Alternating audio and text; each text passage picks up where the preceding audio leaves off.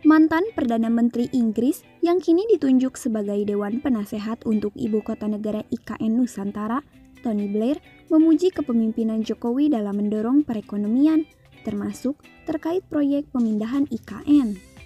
Tony menilai Indonesia berada pada jalur pertumbuhan ekonomi yang inklusif, sebab mampu menjangkau semua kalangan masyarakat. Selain itu, tetap memprioritaskan masalah perubahan iklim.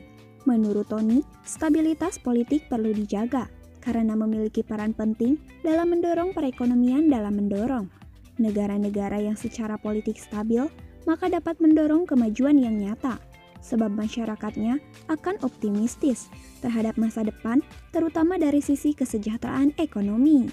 Salah satu contoh kemajuan yang dilakukan Jokowi yakni proyek pemindahan ibu kota negara dari Jakarta ke Nusantara, Kalimantan Timur.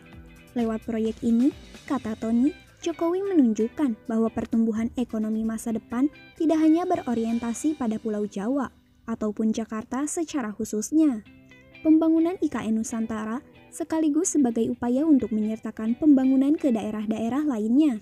Selain itu, proyek ini juga memprioritaskan energi bersih, sehingga mendukung upaya penurunan emisi. Menurut Tony, pemerintah Indonesia memang mendorong pertumbuhan ekonomi yang dikombinasikan dengan masalah perubahan iklim. Hal itu tercermin dari keseriusan Indonesia di bidang ekonomi hijau. Salah satunya terkait rencana-rencana di bidang transisi energi.